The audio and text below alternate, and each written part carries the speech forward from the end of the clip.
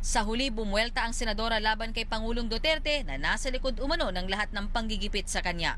Ito po ang bagong komunistang panakot sa ating panahon ngayon, ang adik. Kapag hindi ka sumamba kay Poong Duterte, ikaw ay adik dahil adik lang ang hindi sumasampa kay Poong Duterte. Tumingin ka sa likod mo at huwag kalimutan na ikaw ay isa lamang tao. Hindi Diyos. Tao. Tao ka lamang. Because, ma'am, I can't stand it. So I'm just gonna deliver also my own privilege speech tomorrow instead of confronting him now. all right. Ma'am, your reaction that of his allegation that you're destroying the reputation. What is destroying the reputation of this country are the killings. It's not me.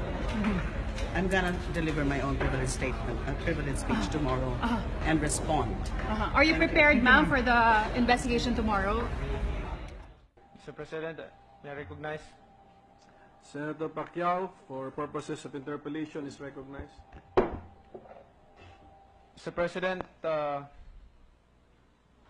I move that the chairmanship of the members of the Committee on Justice be declared vacant.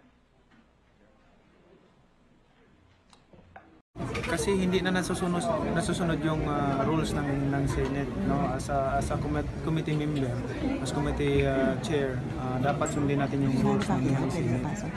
So, unang-una, maraming mga violation na ginawa at alam naman natin lahat na yung committee hindi mo pwedeng gamitin to use it for your pang sarili mo lamang, di ba? Kailangan maging parehas ka, maging patas ka sa lahat. Ano yung mga nilabag niya, Senator?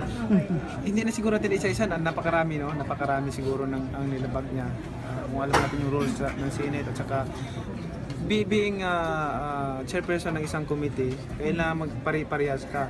Hindi mo ipakita yung pagiging bias mo. Pero sir, yung papapalit nyo sa kanya, it doesn't pinagusto nyong matigil ang investigasyon sa Hindi naman din siya extradition? inalis siya. Member pa rin naman siya eh. Naging mainit po sa balita ang pagkakatanggal po bilang Chairman on Senate Committee on Justice and Human Rights ni Senadora Laila de Lima. May mga nagtatanong po, ay after po kaya nito may posibilidad na matanggal po bilang senador si Senator Laila de Lima. Yan po ang ating pag-uusapan. Kasama po natin Attorney Mariz Manalo. Magandang umaga. Hi, good morning, Dayan, at magandang umaga po sa inyo lahat. Attorney, yung tinanong ko rin kanina, may posibilidad ba na matanggal bilang senador si Senador Laila de Lima matapos nga itong kanyang pagkakatanggal bilang Chairman on Senate Committee on Justice? Ganito na lang, ayon sa ating konstitusyon, ang Congress na binubuo nga ng House of Representatives at ng Senate, may kanya-kanya silang rules na sinusunod para sa kanilang proceedings. At nakalagay din doon na bawat isa sa kanila, like yung House of Representatives or the Senate, pwede nilang i-expel o i-suspend ang kanilang miyembro for disorderly behavior. At yung pong sa Senado, ay doon po sa batas na yun, nakalagay po talaga na pag suspension, it should not exceed 6 months. So, kung mayroong sitwasyon kung saan ang isang senador ay nagkaroon ng disorderly behavior and base sa rules ng Senado o ng House of Representatives, ito ay ground para siya madisiplina, maaari siyang isuspend o i-remove from office through expulsion. Ang expulsion naman o yung para expelled siya is by resolution. Hindi po ba impeachment, attorney? Okay, this has to be cleared, ano? Kasi marami tayong nakikita sa Facebook na impeach siya, so forth and so on, the senator, ganyan.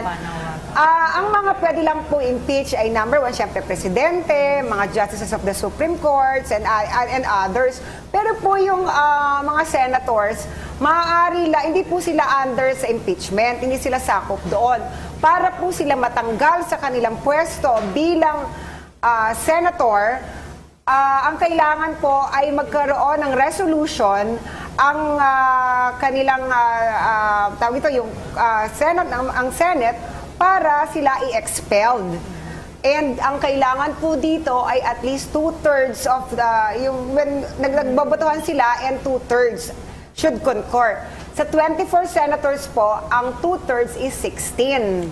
That's the magic number. Remember, that was the same number na kung bakit na-oust siya as chairman of sa Committee on Justice. So may possibility kung yung 16 din na iyon ay sila rin ang boboto for a resolution. Pwede. Ang pag-expel, okay. Ang pagdidisiplina na lang. Ang pagdidisiplina po sa mga senators ay inihahain po yan bilang resolusyon. Tapos ang resolution po na yan ay i-refer, yung resolution to investigate or para ma-expel o madisiplina itong si Senator AD. Ngayon, itong resolution na to ay i-refer sa Committee on Ethics at doon magkakaroon ng investigasyon. Pagkaroon, doon po sa investigasyon na yon, aalamin po kung ang ginawa ng senator na to ay disorderly behavior o unparliamentary conduct, kung saan maaari po siyang i-remove sa kanyang office bilang senator or House of Reps, bilang congressman, doon naman sa House. Kaya para po natin malaman kung ano yung disorderly behavior or unparliamentary conduct, ito po ay nakapaloob sa rules ng bawat House.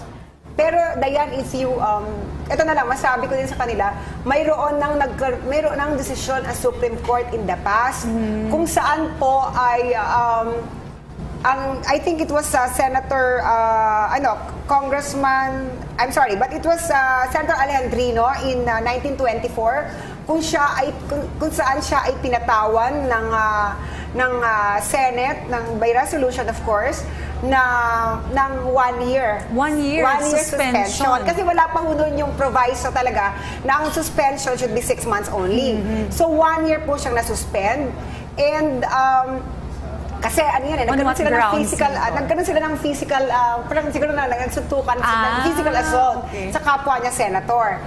Then in 1960 naman, nagkaroon po rin ng decision ng Supreme Court. This is Osmeña Jr. versus Pendatun et al. Kung saan si Senator Osmeña ay